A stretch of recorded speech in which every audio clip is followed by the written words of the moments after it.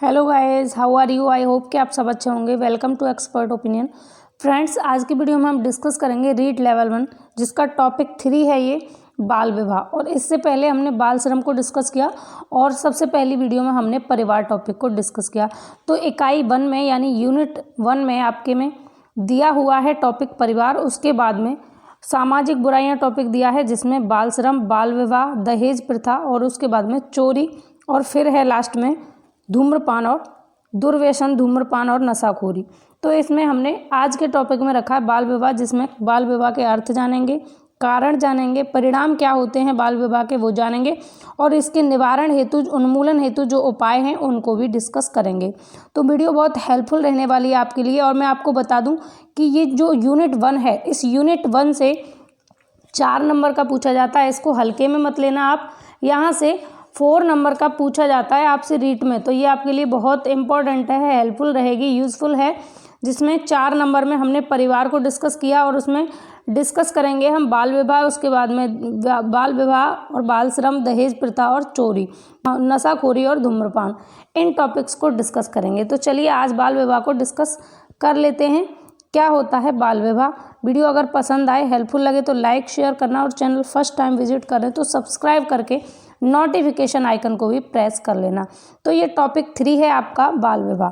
बाल विवाह के संदर्भ में हम बाल विवाह का अर्थ जानेंगे, बाल विवाह के प्रमुख कारण जानेंगे, और इसके दुष्परिणाम और निवारण हेतु जो उपाय हैं उनको जानेंगे। ठीक है, स्टार्ट करेंगे।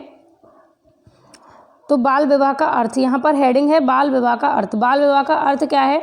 क्या कई बार हम ये जान लेते हैं कि भाई 18 वर्ष से कम उम्र की अगर शादी, कम उम्र में किसी बच्चे की शादी कर दी जाती है तो वो बाल विवाह होता है। लेकिन ये बाल विवाह की सही परिभाषा नहीं है।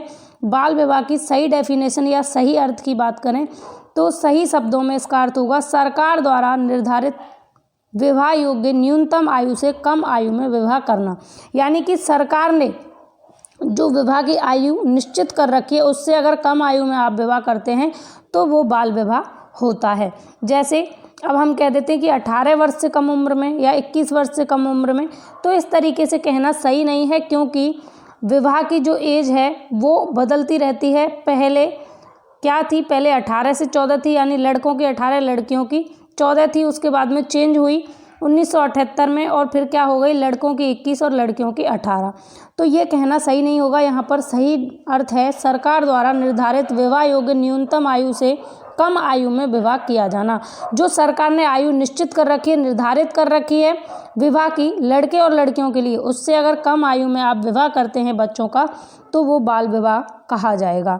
तो उम्मीद है कि आपको बाल विवाह की डेफिनेशन समझ में आई होगी, इसका अर्थ समझ में आया होगा कि आखिर बाल विवाह है क्या। ठीक है, सरकार द्वारा निर्धारित विवाह योग्य न्यूनतम आयु से कम आयु में अगर विवाह किया जाता है तो वो बाल विवाह होता है। इसके लिए सरकार अलग अलग प्रावधान भी रखती है, नियम भी बनाती है, जिससे इसका निवारण किया जा सके या इस पर रोक लगाई जा सके। अब वर्तमान में विवाह योग्य आयु, अब जान लेते हैं कि जो प्रेजेंट है, एट प्रेजेंट में विवाह योग्य आयु क्या है। तो लड़कों के लिए 21 वर्ष है और लड़कियों के लिए 18 वर्ष। अब ये चीज़ सभी को पता है, सबको पता होगी कि लड़कों के लिए 21 वर्ष है और लड़कियों के लिए 18 वर्ष है सरकार द्वारा निर्धारित न्यूनतम आयु। लेकिन कई बार आप क्वेश्चन को गलत कर देते हैं, क्योंकि क्वेश्चन ने पूछा क्या है ये आप ध्यान नहीं दे पाते और आप गलत आंसर टिक कर देते हैं। तो एक क्वेश्चन आया था सीटेट में, हो सकता है रीट में इस बार आपसे पूछ ले। तो क्वेश्चन ये था कि वर्तमान में सरकार द्वारा निर्धारित लड़कियों और लड़कों की आयु का क्रम क्या है।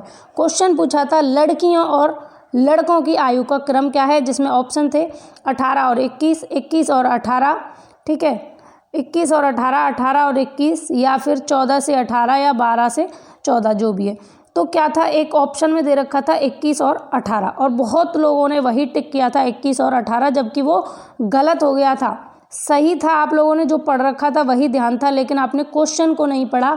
उसने कहा था लड़कियों और लड़कों की आयु का क्रम क्या है। तो पहले उसने लड़कियों कहा और फिर लड़के कहा। तो लड़कियों के लिए पहले 18 वर्ष वाला क्रम देखना था और उसके बाद 21, यानी कि आपको क्रम क्या देखना था, 18 और 21। और कई लोग जल्दबाजी में क्या करके आ गए, 21 और 18 वाले ऑप्शन को करके आ गए, जो कि गलत हो गया। ऑप्शन कौन सा सही था, 18 और 21, क्योंकि उसने क्वेश्चन को घुमा कर पूछा था पलट कर पूछा था। तो आपको ध्यान रखना है कि क्वेश्चन क्या पूछ रहा है और उसी तरीके से आपको आंसर भी करना है। ठीक है, आगे बढ़ेंगे और जानेंगे विवाह के प्रमुख कारण। बाल विवाह के प्रमुख कारण, बाल विवाह क्यों होता है, इसके वैसे कोई ज़्यादा खास कारण नहीं होते, और कारण हैं वो भी बेसिक हैं जो आप सभी लोगों को पता होंगे, फिर भी एक बार मैं आपको बता देती हूँ। तो पहला है पॉइंट, माता पिता द्वारा बेटियों की शादी बोझ समझना। माता पिता बेटियों की शादी को बोझ समझने लगते हैं तब बाल विवाह होते हैं, क्योंकि कम उम्र में ही शादी करके वो सोचते हैं कि हमारे सर से बोझ कम हो जाए। कई बार आपने सुना भी होगा, सोशल हमारे समाज में कई लोगों से सुना होगा आपने कि ये कहते हैं, अरे हमारी एक बेटी है, ये इसकी हो जाए शादी वादी तो हम फ्री हो जाएं, क्योंकि वो लोग बोझ समझने लगते हैं। बेटियों की शादी को क्या समझते हैं, बोझ समझते हैं। और इसमें कहीं ना कहीं हमारा समाज भी जिम्मेदार है, क्योंकि हमारा समाज आज ऐसा हो गया है जिसकी वजह से माता पिता को डर भी लगता है, कुछ वो बोझ समझने लगते हैं। तो बाल विवाह क्यों होते हैं, माता पिता द्वारा बेटियों की शादी को बोझ जब समझा जाता है तब बाल विवाह होते हैं। नेक्स्ट पॉइंट है शिक्षा का अभाव होना। अगर शिक्षित नहीं है हमारा समाज, हमारा परिवार, तो भी बाल विवाह बहुत होंगे, क्योंकि शिक्षा होगी तो वो सोचेंगे कि हमारे बच्चे भी शिक्षित हों।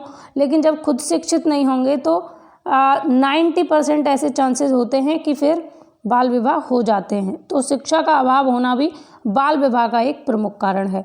अगला पॉइंट है परिवारों की आर्थिक स्थिति निम्न होना। जो परिवार हैं, फैमिली हैं, उनकी फैमिली में फाइनेंशियल जब प्रॉब्लम रहती है तो क्या होता है, फिर बाल विवाह हो जाते हैं, क्योंकि उनके पास में ना तो इतना पैसा होता है कि अपने बच्चों को अच्छी एजुकेशन दे सकें, क्योंकि एजुकेशन को आज के टाइम में व्यवसाय, बिजनेस बना लिया लोगों ने कि बिना पैसे के आप एक चीज़ नहीं ले सकते। स्टडी से रिलेटेड भी कोई हेल्प किसी की करना नहीं चाहता, क्योंकि इसको बिजनेस बना के रखा है। तो अगर परिवारों की आर्थिक स्थिति निम्न है तो भी क्या होगा, बाल विवाह आपको देखने को मिलेंगे। अगला पॉइंट है रूढ़िवादी परंपराओं का होना। जो परंपराएं हैं रूढ़िवादी हैं, यानी कि जो स्टीरियोटाइप लोग हैं वो क्या करते हैं, रूढ़िवादी जो परंपराएं चली आ रही हैं उनको चलाए रखते हैं और बाल विवाह का ये कारण बन जाती हैं कि भाई टाइम से शादी कर दो, बेटी है, बड़ी हो गई है, ज़माना ख़राब है, और हमारी जो फैमिली है उसमें कम टाइम में लड़कियों की शादी कर दी जाती है। तो रूढ़ एक परंपरा बना ली है कि भाई हमारे यहाँ कम टाइम में शादी कर दी जाती है, जैसे ही 16-17 साल की हुई लड़की शादी कर दो। तो ये रूढ़िवादी जो परंपराएं हैं ना, इनको अगर आप बनाए रखते हैं तो ये भी बाल विवाह का प्रमुख कारण होती हैं। तो ज़रूरत किसकी है, शिक्षा की ज़रूरत है, एजुकेशन की है, जिससे कि लोग डेवलप हों, और डेवलप होने के बाद में वो चाहें कि उनके आने वाली पीढ़ी और भी ज़्यादा, उनसे भी ज़्यादा डेवलप हो, तब बाल विवाह पर रोक लगाई जा सकती है। आगे है बाल विवाह के दुष्परिणामों के प्रति जागरूक होना। जो बाल विवाह के दुष्परिणाम हैं उनके प्रति जागरूक अगर आप रहेंगे तो भी आप बाल विवाह करने से बच जाएंगे। लेकिन यहाँ पर है बाल विवाह के दुष्परिणामों के प्रति जागरूक ना होना। अगर आप जागरूक नहीं हैं तो भी बाल विवाह होने के चांसेस रहते हैं। आगे है बाल विवाह के दुष्परिणाम। बाल विवाह के दुष्परिणाम क्या हैं, क्या साइड इफ़ेक्ट हैं बाल विवाह करने के। तो पहला है पॉइंट, बच्चों का शारीरिक एवं मानसिक विकास ना होना। जिन बच्चों का बचपन में विवाह कर दिया जाता है, या बाल विवाह कहें, छोटी कम उम्र में अगर विवाह कर दिया जाता है तो क्या होता है, उनका ना तो शारीरिक विकास हो पाता कंप्लीट, और ना ही उनका मानसिक विकास कंप्लीट हो पाता है। नेक्स्ट है पॉइंट, शिक्षा से वंचित रह जाना। जो बच्चे हैं जिनकी कम उम्र में आप शादी कर देंगे, विवाह कर देंगे, तो वो बच्चे शिक्षा से भी वंचित रह जाएंगे। अच्छी एजुकेशन उनको नहीं मिल पाएगी, क्योंकि शादी के बाद में इतनी सारी रेस्पॉन्सिबिलिटीज़ आ जाती हैं कि उनका फिर शिक्षा में बने रहना पॉसिबल बहुत कम हो पाता है। अगला पॉइंट है लड़कियों एवं लड़कों का स्वास्थ्य ठीक ना रहना। जो गर्ल्स हैं और बॉयज़ हैं जिनकी जल्दी शादी कर दी जाती है, उनको फिर शारीरिक प्रॉब्लम बनी रहती है, यानी कि उनका स्वास्थ्य ठीक नहीं रहता, दोनों का ही, गर्ल्स और बॉयज़ दोनों का। अगला है बिंदु, बाल विवाह के पश्चात उत्पन्न होने वाली संतानों का अस्वस्थ रहना। तो बाल विवाह के बाद में जो संतान उत्पन्न होती है वो भी स्वस्थ नहीं हो पाती, क्योंकि जब पेरेंट्स ही स्वस्थ नहीं होंगे तो फिर संतान कहाँ से स्वस्थ हो पाएगी। तो क्या है, ये साइड इफ़ेक्ट है बाल विवाह का। अगला पॉइंट है सर्वश्रेष्ठ परिवार का निर्माण ना होना। जब अच्छी एजुकेशन नहीं होगी, कम उम्र में शादी हो जाएगी तो उनकी एजुकेशन अच्छी नहीं होगी। जब उनकी एजुकेशन अच्छी नहीं होगी तो उनके आने वाली पीढ़ी की एजुकेशन भी अच्छी नहीं होगी और एक अच्छे परिवार का निर्माण नहीं हो पाएगा। दूसरी बात, जब लड़के और लड़की दोनों का ही जब मानसिक और शारीरिक विकास नहीं हो पाएगा कंप्लीट, तो अच्छे परिवार का निर्माण कहाँ से हो जाएगा। तो एक साइड इफ़ेक्ट है कि बाल विवाह अगर आप करते हैं तो एक अच्छे परिवार का निर्माण नहीं हो सकता, मैच्योरिटी नहीं आएगी तब तक अच्छे परिवार का निर्माण नहीं होगा। अगला बिंदु है जनसंख्या में वृद्धि। बाल विवाह होने से, कम उम्र में शादी होने से, जब नॉलेज नहीं रहती यानी कि विकास नहीं हो पाता लोगों का, बच्चों का, तो क्या होता है फिर जनसंख्या में वृद्धि होती है। ठीक है, आगे बढ़ेंगे। बाल विवाह निवारण हेतु उपाय। तो बाल विवाह को रोकने के लिए, इसको कंट्रोल करने के लिए उपाय यानी कि कुछ अधिनियम, कई प्रावधान बने, तो उनके बारे में जान लेंगे। ठीक है, तो पहला है यहाँ पर शारदा एक्ट। एक ही बना था इसमें, बाल विवाह के निवारण के लिए उपाय में शारदा एक्ट बना था और इसी में 3 बार संशोधन हुआ था शारदा एक्ट में, ये आपको पता होना चाहिए। ठीक है, तो बाल विवाह, इसके निवारण के लिए, इसके उपाय के लिए, यानी कि इसको रोकने के लिए, कंट्रोल करने के लिए, इसके उन्मूलन के लिए शारदा एक्ट 1929 बना। और ये जो शारदा एक्ट 1929 है, यह कानून 1 अप्रैल 1930 को लागू हुआ। बना कब? 1929 को। लागू कब हुआ? 1930 को। 1 अप्रैल 1930 को ये लागू हुआ पूरे देश में। ठीक है, और इसको हरविलास शारदा ने बनाया, जो अजमेर के निवासी थे। किसको बनाया इसको? शारदा एक्ट को किसने बनाया? शारदा एक्ट 1929 को हरविलास शारदा ने बनाया, जो अजमेर के निवासी थे। इस कानून में 3 बार संशोधन हुआ। शारदा एक्ट 1929 में 3 बार संशोधन हुआ। पहला संशोधन हुआ इसमें 1949 में। ठीक है, 1949 में जब इसमें पहला संशोधन हुआ तो इसको सभी राज्यों में लागू किया। देखो, कोई भी मतलब अधिनियम बनता है या कानून बनता है, उसमें टाइम में संशोधन होते रहते हैं। टाइम पर जब भी ज़रूरत लगती है तभी उसमें कुछ बदलाव, कुछ चेंजेस कर दिए जाते हैं, वही संशोधन कहलाता है। तो ये जो शारदा एक्ट 1929 है, इसको 1 अप्रैल 1930 को लागू किया गया और इसमें 3 बार संशोधन किया गया और पहला संशोधन हुआ 1949 में, और 1949 में इसको सभी राज्यों में लागू कर दिया। सभी राज्यों में लागू किया गया, जम्मू कश्मीर को छोड़कर। ठीक है, फिर दूसरा संशोधन इसमें कब हुआ? 1978 में, और 1978 में इसमें विवाह की न्यूनतम आयु में बदलाव किया गया। यानी कि 1978 से पहले, इट मीन्स 1978 से पहले विवाह की आयु लड़कों की 18 थी और लड़कियों की 14 थी। बट 1978 के बाद इसमें परिवर्तन किया गया, चेंजेस किए गए। इसमें चेंज क्या हुआ कि लड़कों की जो विवाह की आयु थी वो 18 से 21 हो गई और लड़कियों की 14 से 18 हो गई। ये कब हुआ बदलाव? अगर आपसे पूछा जाए कि सरकार द्वारा निर्धारित लड़के और लड़कियों की आयु में कब बदलाव किया गया, कब चेंज किया गया, तो 1978 में बदलाव किया गया पहली बार। ठीक है, और 2006 में शारदा एक्ट ख़त्म कर दिया और इसकी जगह नया कानून बना दिया गया। 2006 में संशोधन हुआ शारदा एक्ट में, और 2006 में क्या हुआ कि इसको ख़त्म कर दिया गया, इस नाम को, शारदा एक्ट को, और इसकी जगह पर, जब भाई कोई कानून ख़त्म होता है तो उसकी जगह पर कोई ना कोई नया कानून तो बनता है, आपको पता है, जाहिर सी बात है। तो जब ये शारदा एक्ट ख़त्म हुआ तो इसकी जगह पर क्या हुआ, एक दूसरा कानून बना और जिसका नाम था बाल विवाह निषेध अधिनियम 2006। अब ये है इम्पोर्टेंट कि बाल विवाह के निवारण के लिए, बाल विवाह के रोक के लिए, उन्मूलन के लिए कौन सा अधिनियम बनाया गया, ये इम्पोर्टेंट है। तो आपको ध्यान रखना है, इसके निवारण के लिए बाल विवाह निषेध अधिनियम 2006 बनाया गया। ये आपसे पूछा जा सकता है यहाँ कि बाल विवाह के निवारण के लिए कौन सा अधिनियम बनाया गया, तो बाल विवाह निषेध अधिनियम 2006 बनाया गया। ठीक है, इसके बाद में इस कानून को ख़त्म करने का एकमात्र कारण यह था कि सरकार नहीं चाहती थी कि कोई भी कानून किसी व्यक्ति विशेष के नाम से हो, क्योंकि शारदा एक्ट जो है, शारदा एक्ट 1929, इसको हरविलास शारदा के नाम पर रखा गया था, जो अजमेर के निवासी थे। लेकिन गवर्नमेंट नहीं चाहती थी कि कोई भी एक्ट, कोई भी कानून किसी पर्टिकुलर व्यक्ति के नाम पर हो, और इससे लोगों को भी ऑब्जेक्शन था, इसीलिए इसको ख़त्म कर दिया गया और इसका नाम बाल विवाह निषेध अधिनियम 2006 रखा गया। इतनी सी बात आपको समझ में आई? तो आगे बढ़ें। लाइक शेयर करते रहें, लाइक कर दें अगर पसंद आ रही हैं आपको चीज़ें। चीज़ें बिल्कुल ऑथेंटिक हैं और यहाँ से क्वेश्चन 100% फंसेगा आपका। इसमें से जो मैं आपके लिए लेकर आ रही हूँ इसमें से आपका छूटेगा नहीं क्वेश्चन, ये गारंटी है कि इसी में से फंस जाएगा आपका। 4 नंबर का जो पूछा जाएगा ना फर्स्ट यूनिट से, वो 4 नंबर का इसमें से कंप्लीट होने वाला है, क्योंकि मैं कोई भी चीज़ यहाँ पर छोड़ नहीं रही हूँ। टॉपिक में बिल्कुल डीप चीज़ों को मैं आपके लिए लेकर आ रही हूँ। तो मोस्ट इम्पॉर्टेंट है ये आपके लिए, स्टार कर सकते हैं। इससे बेहतर आपको यूट्यूब पर फ्री में कहीं पर मिलेगा नहीं इतना अच्छा डेटा। आगे है बाल विवाह निषेध अधिनियम।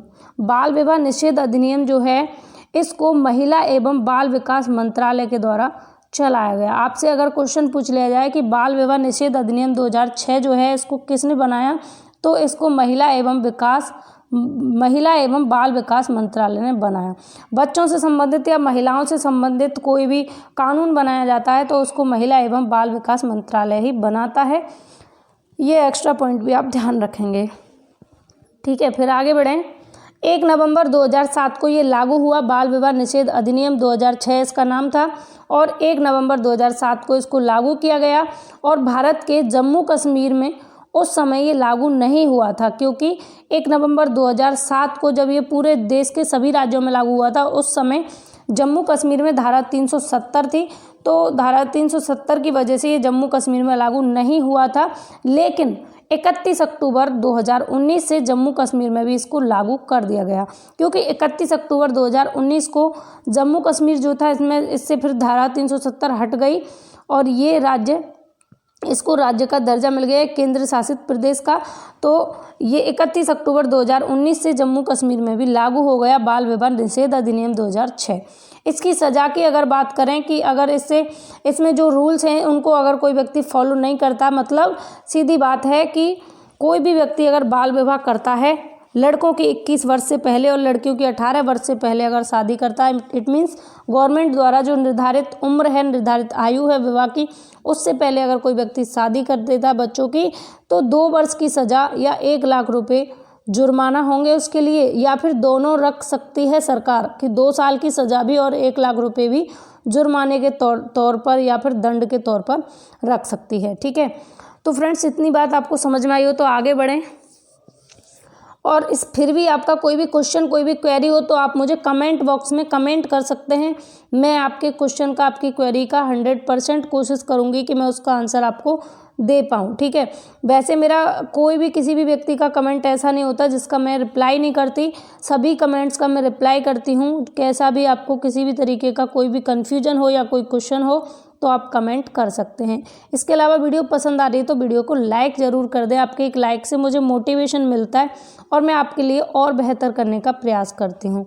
तो आगे हम पढ़ेंगे बाल विवाह के संबंध में महत्वपूर्ण तथ्य। जो महत्वपूर्ण तथ्य हैं बाल विवाह के संदर्भ में, उनके बारे में अब हम यहाँ पर बात करेंगे, ठीक है। तो अक्षय तृतीया आखा तीज को सबसे ज़्यादा होते हैं क्या? बाल विवाह। अक्षय तृतीया होती है एक आखा तीज जिसको सबसे ज़्यादा बाल विवाह होते हैं। और लिखित प्रथम प्रमाण हर्षवर्धन के समय, यानी कि जो बाल विवाह का लिखित में प्रमाण है सबसे पहले कब मिला? बाल विवाह का लिखित प्रमाण हर्षवर्धन के समय पर मिला। किस रूप में? हर्षवर्धन ने अपनी बहन राज्यश्री का विवाह गृहवर्मन के साथ में कर दिया था 12 वर्ष की उम्र में। और गृहवर्मन जो थे ये कन्नौज के शासक थे, तो इनसे अपनी बहन राज्यश्री का विवाह कर दिया था हर्षवर्धन ने 12 वर्ष की उम्र में। तो ये लिखित प्रमाण मिला, सबसे पहला प्रमाण बाल विवाह का, ठीक है। अगर आपसे पूछा जाए बाल विवाह का सबसे प्रथम और लिखित प्रमाण कब मिला, तो हर्षवर्धन के समय पर ये मिला था, ठीक है। आगे बढ़ेंगे। अगला पॉइंट है और लास्ट पॉइंट है यूनिसेफ के अनुसार। यूनिसेफ जिसकी स्थापना कब हुई? इसका गठन 11 दिसंबर 1946 को हुआ। और यहाँ से एक और इम्पॉर्टेंट क्वेश्चन यूनिसेफ से आपको ध्यान रखना है, ये आपसे रीट में ही नहीं किसी भी कॉम्पिटिटिव एग्जाम में पूछा जा सकता है कि भारत यूनिसेफ का सदस्य कब बना। तो 1949 को भारत यूनिसेफ का सदस्य बना और यूनिसेफ के गठन की बात हो तो 11 दिसंबर 1946 को यूनिसेफ का गठन हुआ और इसका हेडक्वार्टर न्यूयॉर्क में है। और यूनिसेफ के अनुसार सबसे ज़्यादा बाल विवाह बिहार राज्य में होते हैं और सबसे कम विवाह जो हैं सबसे कम बाल विवाह हिमाचल प्रदेश में होते हैं अकॉर्डिंग टू यूनिसेफ। ठीक है, सबसे ज़्यादा अगर आपसे पूछा जाए तो आपको लगाना है बिहार, और सबसे कम अगर आपसे पूछा जाए तो सबसे कम आपको क्या लगाना है, हिमाचल प्रदेश। ये भी आपके लिए इम्पोर्टेंट रह सकता है। और इसके अलावा मैं बात करूँ यूनिसेफ की फुल फॉर्म की, ये भी आपको ध्यान रखनी है। मैंने कल भी आपको बताई थी जब विश्व स्तर पर हम संस्थाओं की बात कर रहे थे बाल श्रम को रोकने के लिए, तो इसकी फुल फॉर्म है United Nations international child emergency fund. ठीक है, इसका हेडक्वार्टर मैंने आपको बता दिया न्यूयॉर्क में है। और हिंदी में क्या है इसकी फुल फॉर्म, हिंदी में इसको संयुक्त राष्ट्र अंतर्राष्ट्रीय बाल आपात कोष कहते हैं, जो कि बच्चों के लिए, जो कोई भी देश है जो यूनिसेफ का सदस्य है, अगर वो बच्चों से रिलेटेड या बाल श्रम को नियंत्रित करने या बाल विवाह को नियंत्रित करने के लिए कोई भी योजना या कोई कानून बनाता है तो उसके लिए फंडिंग प्रोवाइड करने का काम यूनिसेफ का होता है। तो फ्रेंड्स, आज की वीडियो में हमने डिस्कस किया बाल विवाह। तो बाल विवाह से रिलेटेड आपका कोई भी क्वेश्चन, कोई भी क्वेरी हो तो मुझे आप बताइएगा। और इस वीडियो में मैंने सभी पॉइंट्स को क्लियर करने का प्रयास किया है। और फ्रेंड्स, वीडियो की ये PDF फाइल जो है मैं आपको टेलीग्राम चैनल पर प्रोवाइड कर दूंगी, जिसके लिए आपको expert opinion of you search करना है, या फिर आप हमारे डिस्क्रिप्शन बॉक्स से भी लिंक को प्राप्त कर सकते हैं। यहाँ पर मैं सभी सेशन की PDF फाइल आपको बिल्कुल फ्री ऑफ कॉस्ट में प्रोवाइड कराती हूँ। और मैंने जो भी इससे पहले सेशन लिए रीट से रिलेटेड, वो सभी मैंने PDF आपको शेयर कर दिए हैं टेलीग्राम पर। और जो नई शिक्षक भर्ती आई है 2021 की जूनियर एडेड वाली, उसकी तैयारी भी हमने चैनल पर स्टार्ट कर दी है। उसके लिए मैंने करंट अफेयर से रिलेटेड कुछ नोट्स आपके लिए प्रोवाइड किए। अगर आप लोगों ने नहीं देखे हैं तो आप जाकर चैनल पर देख सकते हैं। और फ्रेंड्स, आपको ये भी पता होना चाहिए कि अगर आपके पास कुछ है आपके पास में, तभी लोग आपको रेस्पेक्ट देंगे। आप आम से खास कब बनेंगे, जब आप मेहनत करके एक नौकरी ले लेंगे। एक टीचर जिसके लिए आप बिल्कुल आम बच्चे हैं, जैसे सभी बच्चे हैं, लेकिन मान लीजिए कि आपकी गवर्नमेंट सर्विस लग जाती है, तो वही टीचर जो आपका जब कॉल जाता है तो आपसे नाम पूछता है, बेटा कौन। लेकिन अगर आपकी सर्विस लग जाएगी, जिस दिन आप कॉल करोगे कि सर मेरी सर्विस लग गई है, उसी दिन आप आम से खास बन जाएंगे और आपका नंबर उनके मोबाइल में सेव हो जाएगा। और उसके बाद आपसे वो ये नहीं पूछेंगे कि आप कौन बोल रहे हैं, तुरंत आपका नंबर सेव होते ही आपकी कॉल अटेंड होगी और वो आपको तुरंत जान जाएंगे कि उसकी कॉल है। तो आप आम से खास कब बनेंगे, आप बिल्कुल साधारण से स्पेशल कब बनेंगे, जब आप मेहनत करेंगे और मेहनत करके कुछ अचीव करेंगे, अपने गोल को अचीव करेंगे, टारगेट को अचीव करेंगे, तब आप खास बन जाएंगे सभी के लिए। तो आप मेहनत करिए, जैसे हम मेहनत कर रहे हैं आपके लिए, हमारे साथ आप भी मेहनत करिए। किसी भी चीज़ को पाने के लिए संघर्ष आपका होता है, बस लोग रिजल्ट देखते हैं कि आपका रिजल्ट क्या है। आप गवर्नमेंट जॉब लेंगे तो लोग ये देखेंगे कि आपकी सर्विस लग गई, लेकिन उसको पाने के लिए, उसको लेने के लिए जो आपने संघर्ष किया है उसको सिर्फ आप जानते हैं। तो संघर्ष आपको ही करना है, लोग तो सिर्फ रिजल्ट देखते हैं। तो आप मेहनत करते रहिए। आगे मिलेंगे अगली वीडियो में। Bye bye, take care, have a nice day.